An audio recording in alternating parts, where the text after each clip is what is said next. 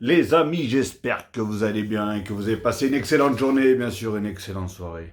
Je dirais pas footballistique parce que franchement, personnellement, le match que j'ai regardé, c'était pas non plus le match de l'année. J'ai bien sûr regardé Nice-PSG. Ne me dites pas pourquoi j'ai regardé ce match-là parce qu'il y en avait pourtant d'autres qui étaient beaucoup mieux, hein, surtout dans le championnat anglais. Mais j'ai regardé déjà, premièrement, ce match-là parce que, en tant que supporter du PSG, je me dois de regarder, même si je savais que le match allait être rincé. Ou au final, j'aurais peut-être, enfin, rincé par rapport à l'équipe titulaire du PSG. Et parce qu'on jouait quand même Nice, qui est quand même le quatrième du championnat, tout simplement. Mais voilà. En tout cas, petit débrief du match, parce que c'est pas un très gros débrief que je vais faire. Il n'y a pas grand-chose non plus à dire de miraculeux. Mais en tout cas, victoire du PSG. Félicitations au PSG. Et vous voyez qu'on peut gagner sans Mbappé. Et pourtant, on avait vraiment une équipe. Mais une équipe, quand j'ai vu la composition, mon cœur, je me suis dit là, il va me falloir un défibrillateur ou un truc comme ça, je sais pas. Je crois que ça se dit comme ça, parce que là, j'allais viser la crise cardiaque. Mais au final, ils ont réussi à s'en sortir. Ils ont été quand même, entre guillemets, sérieux, mais même s'il y a quelques petites choses à dire, mais bon, voilà, dans l'ensemble, ils remportent quand même les 3 points, même si voilà, le championnat, ça y est, il est fini, on a déjà soulevé le trophée, etc. Donc voilà. Et Nice, j'aurais pensé qu'ils étaient quand même un petit peu plus forts, hein, même si à un moment ils ont commencé à dominer un petit peu. Mais en tant que quatrième, et surtout, il fallait qu'ils gagnent, je pense, les deux matchs, enfin ce match-là plus celui qui suit pour pouvoir, je crois, jouer la Champions League ou les barrages ou un truc comme ça. Bah là, ça a mal commencé, hein. Bah là, ils ont perdu celui-là. En plus, à un moment, ils ont fini à 10 avec un carton rouge. Donc voilà. Après, j'ai des petites choses à dire. Sur certains joueurs. En fait, il y a aussi pourquoi je voulais regarder. Bah, comme j'ai dit, premièrement, j'ai regardé ce match-là parce que c'est le PSG. En tant que supporter, je me dois, même si je n'ai pas l'obligation, mais j'ai pas signé de contrat pour regarder le PSG. Mais voilà, je voulais le regarder. Et deuxièmement, je voulais tout simplement voir quels sont les joueurs que il faut arrêter avec eux. En fait, voilà, je voulais voir qui peut remplacer qui et qui doit partir. Et je voulais voir de mes propres yeux. Parce que là, voilà, ils étaient à peu près tous remplaçants en temps normal. Hein, à part, il y avait Vitinha qui est titulaire, Barcola et Zahir Emery. Je crois que c'est les seuls. Hein. Et Fabien Ruiz aussi, mais bon. Donc voilà. Mais j'ai pu constater que voilà, il y a certains joueurs, ils n'ont plus rien à faire au PSG. Je pense que Luis Enrique, là, il a dû regarder ça avec des jumelles. Enfin, je l'espère en tout cas. Parce que Beraldo à gauche, stop. On arrête là. Franchement, on arrête. Arrêtons ce massacre. Reste dans l'axe. Ton point fort, c'est dans l'axe. Même si ton point fort, il n'est pas non plus très élevé, mais reste là. Après, il est jeune. Le gars, ça fait 6 mois. Il était dans une favela en train de manger du poulet et il est en train de jouer avec des livreurs Uber Eats dans les favelas du Brésil. Non, je veux pas quand même dénigrer le championnat du Brésil, mais voilà.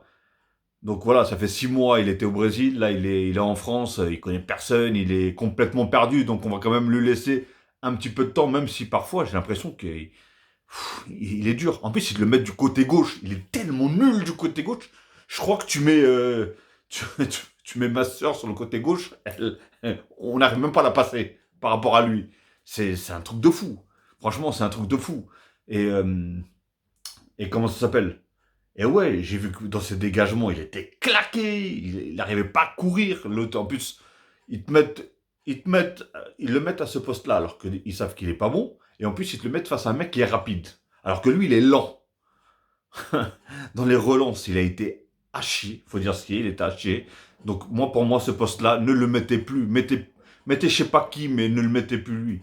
Après, je sais pas, il y avait qui sur le banc qu'on puisse mettre à ce poste-là, mais franchement, stop. Alors après, il y en avait un deuxième aussi. Lui, il faut vraiment arrêter. Skriniar, stop. Arrêtez-le. Arrêtez le massacre. Franchement, arrêtez. Lui, c'est... Pardon. Je sais pas. Dites-moi dans les commentaires, s'il vous plaît. Faites-moi plaisir. Dites-moi qu'il est venu, je me rappelle plus en fait. Dites-moi qu'il est venu libre. Dites-moi qu'on n'a pas mis d'argent sur ce joueur-là. Parce que déjà, on l'a tant attendu. Et il est rincé, mais d'une puissance nucléaire. Franchement, je sais pas où est-ce que les gens ont trouvé ce joueur fantastique. Moi, je l'avais jamais vu. Mais il a tellement été attendu par le club que je me suis dit, le mec, ça doit être un truc de dingue. Ça doit être le Lionel Messi de la défense. Lui, c'est fou. Pas là, là, c'est une cata. Franchement, c'est une cata. Bon, après, il y avait Marquinhos dans le calme, hein, même si pour moi, il y avait faute sur lui, hein, sur le but. Sur le premier but, il y avait faute. Même si la faute, elle n'était pas non plus énorme, mais il y avait quand même faute. Mais bon, bref, on va pas se rattraper sur ça, tout simplement. Après, il y avait le petit jeune. Le petit jeune, je sais pas quel âge il a, j'ai pas très bien entendu. Je sais pas s'il a 16 ans ou 18 ans. En tout cas, il vient de fêter son anniversaire aujourd'hui. Déjà, un joyeux anniversaire à toi, petit bonhomme. Et, euh, et félicitations pour ton premier but, en tout cas, en Ligue 1. Et j'espère le premier et pas le dernier. Enfin, le premier d'une longue série de buts, je l'espère en tout cas pour toi. Par contre, il faut qu'il progresse parce que je sens qu'il y a quand même pas mal de gâchis sur ce qu'il fait. Mais voilà, il est très jeune, il vient d'arriver, il vient de monter de. Je crois qu'il était au centre de formation de Paris là. Donc voilà. Bref. Et en tout cas, il a marqué son but. Après, au milieu, Vitinha. Bah, lui, toujours. Pour moi, voilà, encore une fois, hein, les deux seuls qui ont fait le boulot, Vitinha et Barcola. Au milieu, Fabien Ruiz. Et que je joue en arrière. Et que je joue en arrière. Et que je joue en arrière. Ils n'ont pas compris que c'est des milieux qui doivent aller vers l'avant. Surtout le jeu d'Enrique vers l'avant. Mais non, c'est lui, je veux jouer en arrière. Et on a King On Lee, ou je sais pas, enfin Lee, voilà, on va dire Lee. Hein. Il est là, lui aussi, au lieu d'aller vers l'avant, lui il va sur les côtés. Lui, c'est toujours, il s'enfonce dans les côtés. Je comprends pas, mais va vers l'avant. Techniquement, il est bon. Il est pas lent, en tout cas, il a pas l'air d'être lent. Donc, je ne comprends pas. Réellement, je ne comprends pas.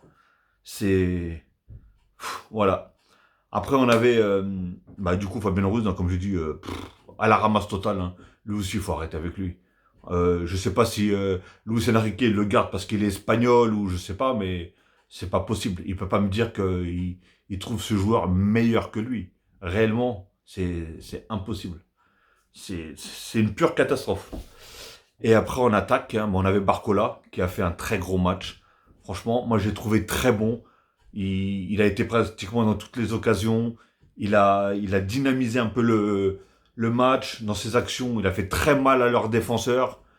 Et en plus, il met un but, tout simplement. Et en plus, c'est lui qui le crée, le but. Enfin, c'est lui qui récupère la balle. Il la passe à Fabien Ruiz. Pour une fois, vous voyez, la fois où est-ce qu'ils ont joué, en une touche de balle, il y a un but à la fin.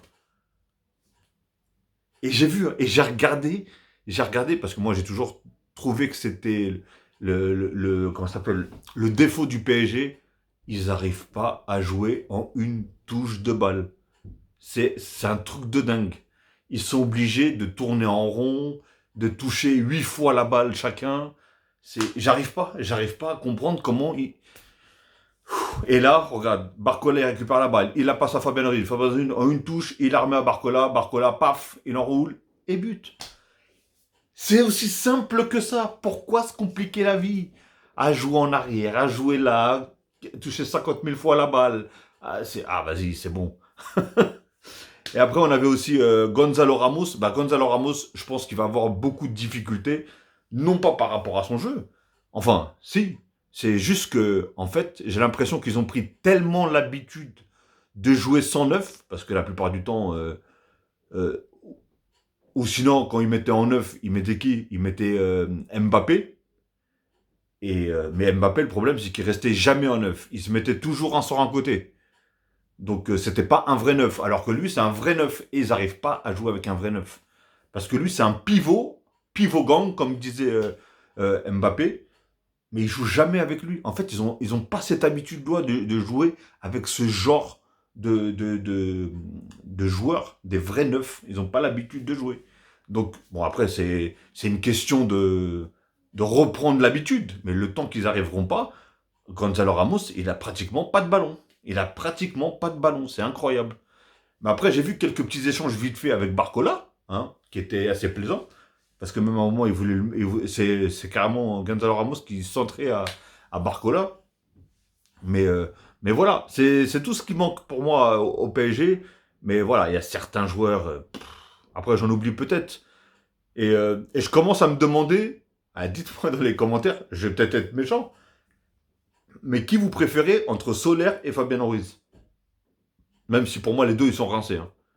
Mais là, si vous deviez mettre un joueur, qui vous prenez?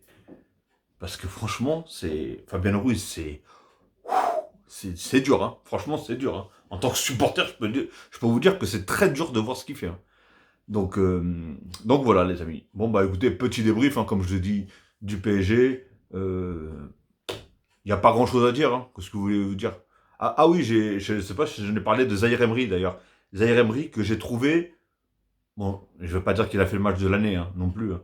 Parce que maintenant, la barre, il l'a mis tellement haute pendant une période que maintenant, on sait elle est où sa base à lui. Et donc pour moi, là, il est actuellement vraiment en dessous de sa base. Mais il est meilleur qu'il y a quelques semaines.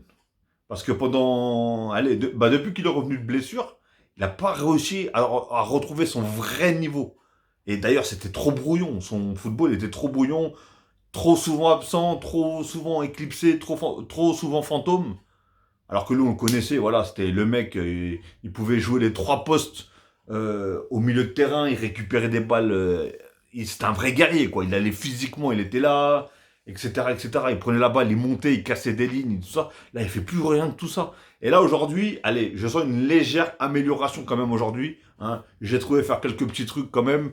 Donc voilà. En tout cas, ça, on va dire qu'il y a de l'amélioration, tout simplement. Et donc, ça fait plaisir. Ok les amis, bon bah écoutez, je vais vous souhaiter en tout cas une très très bonne soirée ou une très bonne journée, tout dépendant alors que vous allez regarder cette vidéo. Et comme d'habitude, hein, n'hésitez pas à liker, un petit pouce bleu, ça fait toujours plaisir. Et surtout, ça mange pas de pain. Commentez, hein, commentez, vous pouvez commenter, il n'y a pas de souci, je me ferai en tout cas plaisir de répondre. Si bien sûr il n'y a pas d'insultes. Et partagez, et si ce n'est pas encore fait, abonnez-vous. Hein. Abonnez-vous et cliquez sur la petite cloche en bas à droite pour avoir toutes les notifications. Allez, je vous dérange pas plus longtemps. Passez une bonne soirée ou une bonne journée, tout dépend de l'heure que vous regardez cette vidéo. Et je vous dis à la prochaine, les amis. Bon, je pense que ça va être ce week-end parce que je crois qu'il n'y a pas d'autres matchs entre-temps. Donc voilà. Allez, ciao. Prenez soin de vous, prenez soin des vôtres, faites attention à vous et bon courage pour ceux qui travaillent demain. Tchuss.